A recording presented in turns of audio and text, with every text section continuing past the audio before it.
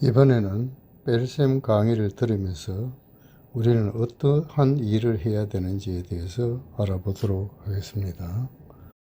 이미 덧셈 강의에서 얘기해 둔 바와 같이 뺄셈에서도 첫 번째, 뺄셈이 왜 필요했는가, 두 번째로 뺄셈을 기록하기 위해서 어떤 약속을 했는가, 세 번째로 이 약속에 따라서 뺄셈을 어떻게 표현하고 읽고 계산하는가를 알고, 네 번째는 뺄셈의 예를 들 수 있는가, 다섯 번째는 배운 내용을 잘 정리할 수 있는가, 여섯 번째는 주의할 점은 무엇인가를 기록하는 것입니다. 그럼 첫 번째로 우선 뺄셈이 왜 필요했는가를 손은지 선생님의 강의를 들어보도록 하겠습니다.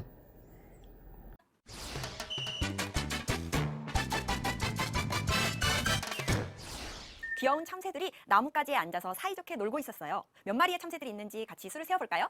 하나, 둘, 셋, 넷, 다섯, 여섯, 일곱, 여덟. 참새가 8마리 있었어요. 그런데 이 중 2마리의 참새가 다른 곳으로 날아가고 있어요. 그러면 참새들이 날아간 뒤에 나뭇가지에 남은 참새의 수를 구하려면 어떻게 해야 할까요? 맞아요. 처음 있던 참새의 수에서 날아간 만큼의 참새의 수를 빼주면 되는 거예요. 잘 보셨죠? 뺄셈이 왜 필요한지를 아시겠죠? 그러면 다음에는 뺄셈을 기록하고 셈하기 위해서 어떤 약속을 했는지 다시 손은지 선생님의 강의를 들어보도록 하겠습니다. 참새의 수와 똑같은 만큼의 나무 블럭으로 한번 같이 알아보도록 해요. 나무 블럭이 처음 참새의 수와 같은 8개 있어요. 여기서 참새가 2마리 날아갔으므로 나무 블럭으로 표현하면 어떻게 하면 될까요? 그래요. 나무 블럭을 2개 빼주면 되는 거예요. 8에서 2를 뺀 것은 6과 같아요. 맞는지 세어볼까요? 하나, 둘, 셋, 넷, 다섯, 여섯. 그러면 선생님이 방금 했던 말 다시 한번 기억해 봅시다. 8에서 2를 빼면 6과 같아요 에서 빼면, 빼기는 어떻게 나타내면 좋을까요? 이렇게 나타내기로 약속해요.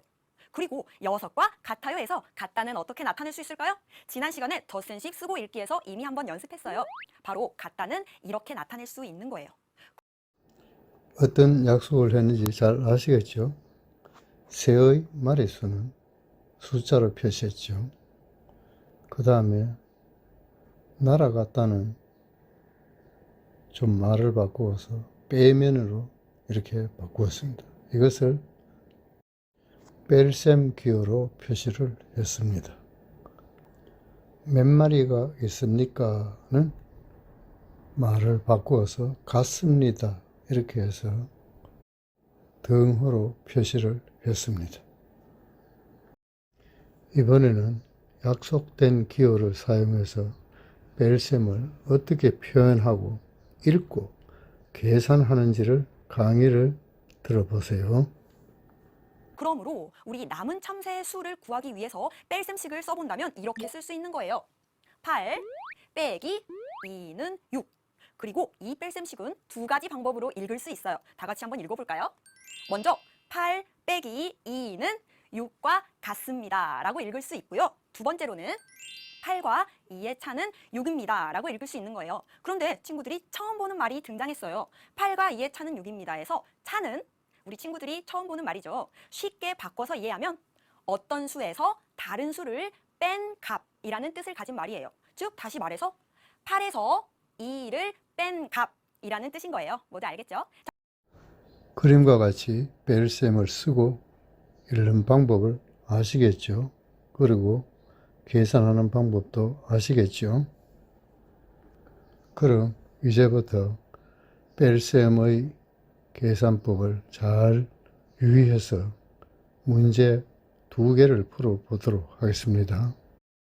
개념을 염두에 두고 잘 들어보시기 바랍니다.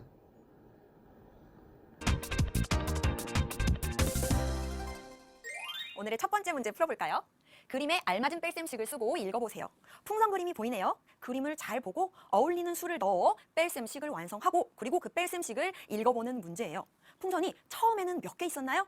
맞아요. 처음에는 풍선이 6개 있었어요. 그런데 그 중에서 몇 개의 풍선이 터져버렸어요. 몇 개의 풍선이 터졌는지 세어볼까요? 하나, 둘. 풍선이 2개 터졌어요. 터지지 않고 남아있는 풍선의 수를 어떻게 알 수 있을까요? 맞아요. 처음 풍선의 수에서 터진 만큼의 풍선의 수를 빼주면 되는 거예요. 그러면 우리 남은 풍선의 수를 구하기 위한 뺄셈식을 완성해 볼까요?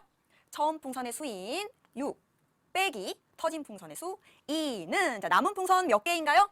하나, 둘, 셋, 넷이므로 6 빼기 2는 4라고 써서 뺄셈식을 완성했어요. 이제 이 뺄셈식을 읽어주면 되는 거예요.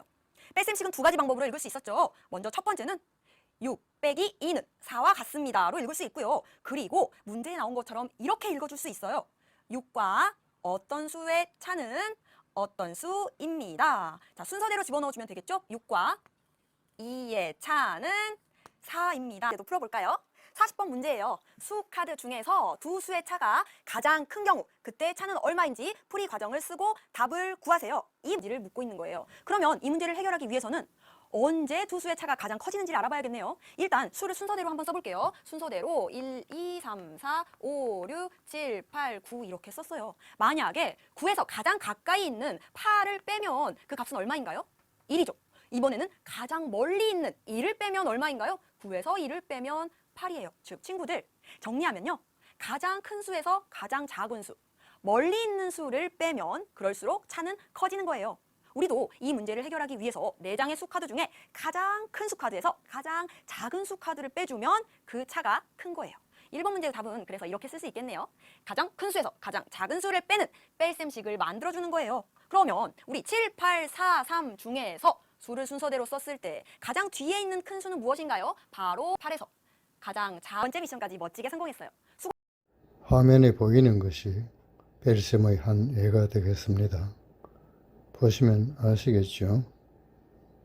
이번에는 뺄셈에서 0도 덧셈에서와 마찬가지로 아무것도 없다는 의미를 갖는다는 것을 손은지 선생님의 강의를 통해서 한번 보세요.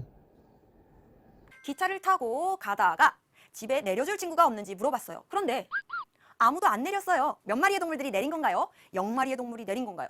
기차에는 몇 마리의 동물이 남아있지요? 뺄셈식으로 이렇게 쓸 수 있어요. 3 빼기 0은 3과 같습니다. 기차가 다시 출발했어요. 이번에는 몇 마리의 동물들이 내렸을까요?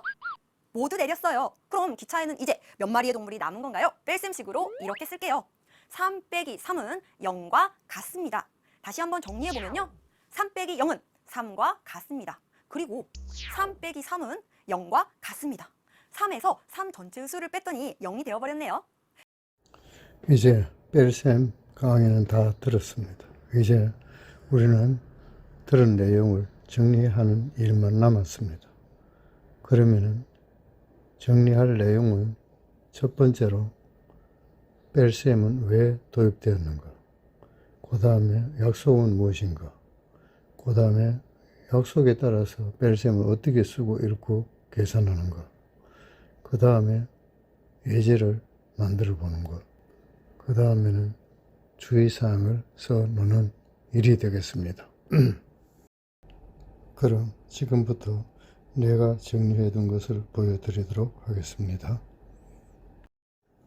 지금 보고 있는 것은 뺄셈이 왜 필요했는가를 보여주고 있습니다. 지금 보여주고 있는 것은 뺄셈을 하기 위해서 약속한 기호들입니다. 지금 보고 있는 것은 약속된 기호를 써서 뺄셈을 어떻게 쓰고 읽고 계산하는가를 보여주고 있습니다. 지금 보고 있는 것은 자신이 만든 예제입니다. 지금 보고 있는 것은 주의사항이 되겠습니다.